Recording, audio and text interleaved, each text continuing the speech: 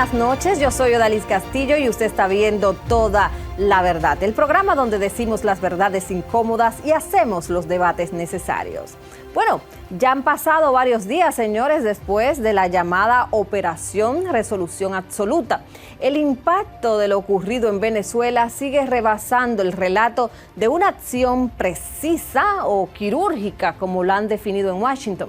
La captura y extracción del presidente Nicolás Maduro y de su esposa por fuerzas especiales estadounidenses tras meses de labores de inteligencia, vigilancia con drones, espionaje de rutinas personales y un despliegue militar de gran escala. ¿Constituye esto un hecho de enorme trascendencia histórica? Ha sido celebración para muchos venezolanos en todo el mundo que lo ven como el principio del fin del régimen. Pero también tiene variables preocupantes. Más allá del éxito operativo que exhibe Estados Unidos, el episodio instala una pregunta: ¿qué ocurre con el orden internacional cuando una potencia decide capturar a un jefe de Estado en ejercicio sin declaración formal de guerra? La operación, supervisada directamente por el presidente Donald Trump y encabezada también por el jefe del Estado Mayor Conjunto General, John Daniel Caín, revela no solo la capacidad militar de Estados Unidos, sino también una doctrina que prioriza el control estratégico de territorios y recursos, incluso a costa de la soberanía de otros estados. En un país que hoy vive bajo estado de excepción y con un poder político reconfigurado, el caso venezolano deja lecciones inquietantes para América Latina. Y para analizar las implicaciones militares, geopolíticas y regionales, conversamos con Manny Zuberberg, es asesor del Comando Sur de las Fuerzas Armadas de los Estados Unidos. Desde el punto de vista doctrinal, ¿cómo se clasifica una operación como resolución absoluta? ¿Estamos ante una acción antiterrorista, una intervención encubierta o en la práctica un acto de guerra sin una declaración formal? Bueno, yo creo que la respuesta es que depende de qué momento me hagan la pregunta, ¿no? Porque comenzó esto, si recuerdo bien, en agosto, como una operación contra el narcos, esencialmente. Después eso evolucionó a una operación contra narcoterrorismo. Después de eso evolucionó a un conflicto armado no internacional. Y lo último, recién, es que esto fue una operación legal para capturar a un fugitivo, a un escapado. Así que depende de en qué momento y esto yo creo que hasta puede cambiar en el futuro. Así que vamos a ver. Pero la verdad es que es un poco, hay que tener esta flexibilidad porque el gobierno americano está, vamos a decir, cambiando la normativa y las razones por la operación. En términos de inteligencia, ¿cuántas agencias participaron en este operativo y qué tipo de roles o responsabilidades suele asumir cada una en una operación de esta magnitud? Bueno, esta operación la verdad que sí fue muy compleja en términos de cuántos participaron, y esa complejidad voy a tratar de explicar así brevemente más o menos cómo se maneja.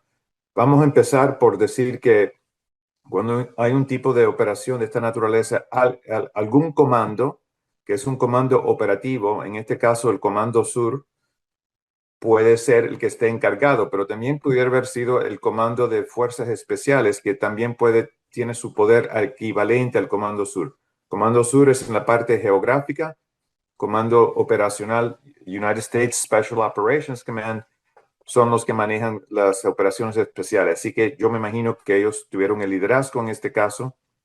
Así que esos son los comandos que manejan la operación. Ahora, las fuerzas incluye en esta operación, por lo que tengo entendido, obviamente ya yo estoy en retiro desde hace mucho tiempo, así que no estoy con conocimiento directo, pero con mis experiencias cuando estuve yo en el Comando Sur, cuando estuve en Afganistán, cuando estuve en Panamá, etcétera, aquí en este caso, por lo que han dicho públicamente, todas las fuerzas, en otras palabras, Ejército, Armada Naval, Marines Infante, Fuerza Aérea y Fuerza Especial, y Fuerza Especial y Fuerzas Espacial. Todas participaron en esto.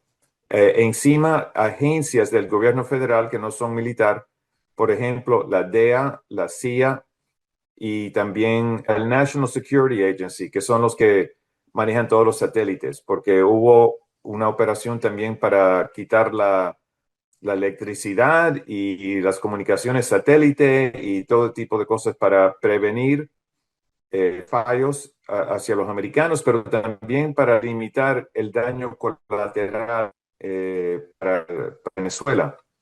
En otras palabras, y por daño colateral estoy hablando de edificios, estructuras y especialmente personas que no están involucrados con el gobierno de Venezuela y evitar que ellos fueran a ser dañados de alguna manera. Así que fue súper complejo y la verdad es que esté de acuerdo o no con lo que hicieron, hay que reconocer que fue algo bastante eficiente en cumplir una misión muy difícil. Si nos referimos al componente militar de los Delta Force, ¿fueron clave en la ejecución? ¿Qué tipo de entrenamiento recibe esta unidad para alcanzar un nivel de precisión tan alto, incluso sin registrar bajas en su comando? Sí, Delta Force, vamos a ver, primero que nada pertenece al ejército de los Estados Unidos. En términos de que son del ejército. Ahora, los que los manejan otra vez son el United States Army Special Forces Command, pero que ellos y ese comando está debajo de United States Special Operations Command, el comando de fuerzas especiales que están que manejan todo lo que son este tipo de operaciones, no convencional, vamos a decir. Así que empezamos por ahí. El entrenamiento de fuerzas, mira, las fuerzas especiales, lo que llaman aquí los Green Berets, fueron creados por el presidente Kennedy en los años 60, principalmente para entrenar las fuerzas de Vietnam del Sur. Y para llegar a ese punto, para poder entrar en los Green Berets, tenías que tener mucho entrenamiento, mucho más que los Navy SEALs, que se habla mucho, que fueron los que mataron a Osama Bin Laden. Y también es una fuerza muy capaz, pero los de Delta Force que vienen de Special Forces del Ejército de Estados Unidos requieren como 2 años más de entrenamiento y educación. Tienen que tener exámenes mental para estar seguro que son personas estables. Tienen que tener un IQ bastante más alto que lo normal. Tienen que tener un entrenamiento muy duro, pero muy duro de lo que le llaman Halo y Scuba, que es tirarse de un avión a una altura donde no hay oxígeno. Así que tienes que ir con un aparato para respirar. Y también el Scuba es lo opuesto, estar debajo del mar haciendo cosas. Así que en realidad son, vamos a decir, lo mejor de lo mejor. Por mucho tiempo, los Estados Unidos negaba que existía un Delta Force. Con eso termino ahí la explicación de esta unidad. En términos operativos, ¿se sabe cómo lograron llegar hasta el punto de captura? ¿Hubo despliegue aéreo con helicópteros, ingreso terrestre o una combinación de ambos? No, bueno, no han divulgado, no han dicho cómo hicieron, pero sí, todos hemos visto los videos que tomaron ciertos ciudadanos venezolanos desde sus apartamentos, que hubo así diría como una media docena por lo menos de helicópteros, Blackhawks, me imagino, aunque era oscuro, así que no podía yo determinar exactamente si eran todos Blackhawks o si habían otros helicópteros, pero esencialmente yo no creo que de ninguna manera que hubieran entrado terrestre, porque no sé de dónde empezaría, sería mucho más riesgoso. En otras palabras, la idea era llegar ahí con el elemento de sorpresa, con un 150 naves aéreas, cortaron la electricidad, cortaron las comunicaciones, cortaron los satélites, y todo llegó al mismo momento, literalmente comenzó al mismo minuto, no solamente hora, pero el mismo minuto. Y estas gentes son súper especializados en tirarse con una soga rappelling del helicóptero, llegan ahí. Y también, aunque no se ha dicho, no se ha dicho por el gobierno americano, pero sin duda habían ciertos venezolanos cerca, muy cerca a Maduro, que fueron comprados por la CIA esencialmente y que ya esencialmente habían dejado la puerta abierta al palacio. Y hasta así, como sabemos también, hubieron como unos 30 y pico de la guardia personal de Maduro, que creo que la mayoría eran cubanos, que fallecieron en el cambio de fuego entre la gente de Delta y los helicópteros contra ellos. Así que una operación muy rápida. Yo sé que mucha gente se pregunta en términos de costos, de cuánto dinero estaríamos hablando cuando se ejecuta una operación de este nivel. ¿Qué inversión aproximada implica una operación de esta complejidad? Bueno, vamos a ver, primero que nada, yo no sé y sería muy difícil tratar de ser preciso con esto, porque, por ejemplo, si uno dice, bueno, la flotilla de naval que estuvo ahí desde agosto, eso tiene un costo, pero también uno tiene que considerar que esa flotilla, si no hubiera estado ahí, hubiera estado en otro lugar. Así que eso es una parte, pero todos los demás que estuvieron practicando, todas las otras fuerzas, toda la coordinación, y eso es que es difícil, pero yo creo que entre todo sería posible que sería no menos que $1 billón total y probablemente no más que 3 billones. Si miramos el impacto regional, este caso establece un precedente delicado para otros países latinoamericanos con gobiernos que no están alineados con Washington. ¿Qué piensa usted? Sí, mira, yo la verdad es que no creo que hay nadie que seriamente va a llorar mucho por Maduro ser capturado, porque la verdad es que el régimen chavista ha sido ya por años muy brutal. Han arruinado un país que antes era uno de los más prosperosos en toda América Latina y que han abusado mucho y mucha represión y sigue la represión contra el pueblo. Así que el hecho que ocurrió y que está capturado Maduro ahora y que va a ser juzgado en una corte, eso yo no creo que hay muy poco. Y cierto que hay algunos gobiernos que dicen que no, que es inocente, que es un héroe, etcétera, pero hay pocos y fíjense que muchos de ellos se han quedado bastante calladitos durante todo esto. Ahora, la pregunta de usted yo creo que tiene mucho valor, ¿no? Porque hemos visto, yo creo que es claro que el presidente Trump tiende a ver las cosas, a analizar temas de una manera muy personal. Si se lleva bien y le gusta el líder de un país o de otro, no importa que si es izquierda, derecha, alienado políticamente, es que es más al nivel personal. Y si esa persona es el líder de otro país, se comunica y establece una relación con el presidente Trump que sea positiva, la parte política no es tan importante en términos de si va a haber buenas relaciones o no.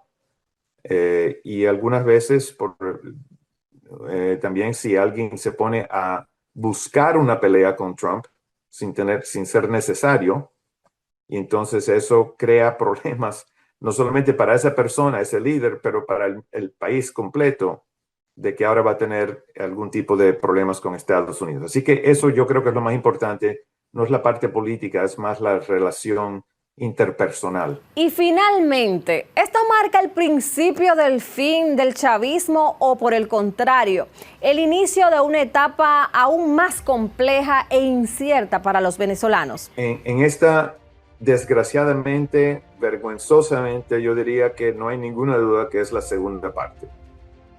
¿Cómo alguien va a pensar que este es el fin del chavismo si dejó encargado esencialmente la única cuestión es que sacaron a Maduro, pero todo el resto del aparatus, del aparato del gobierno del chavismo, las Fuerzas Armadas, los generales supuestamente los líderes del cartel de Soles, la vicepresidente, su hermano en el Congreso, etcétera. Todo eso quedó. Así que la verdad es que yo no veo cómo esto se puede considerar hoy en día como el fin del chavismo, porque todos nada más que sacaron a Maduro, y Maduro no es el chavismo. Él fue el que estaba ejecutando el chavismo por un tiempo que ya se le acabó, pero ahora los que quedan siguen ahí. Bueno, muchas gracias, señor Manny Subelwirth. Estuvimos hablando con el ex asesor del Comando Sur de las Fuerzas Armadas de los Estados Unidos. Muchas gracias. Ahora, señores, vamos a ver cuál es el contenido que nos resta la noche de hoy. Las alertas que esconden los estados financieros del Banco Agrícola. Al tener una cartera de mala calidad que la hacen aparecer como normal, están generando un ingreso que es irreal. Asfalto millonario, calles en ruinas. El gobierno contrató casi 15.000 millones en 10 meses y los hoyos siguen.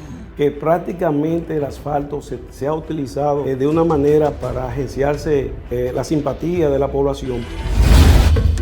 Para denuncias o hacer contacto con nosotros, escríbenos a todalaverdadbtv32@gmail.com.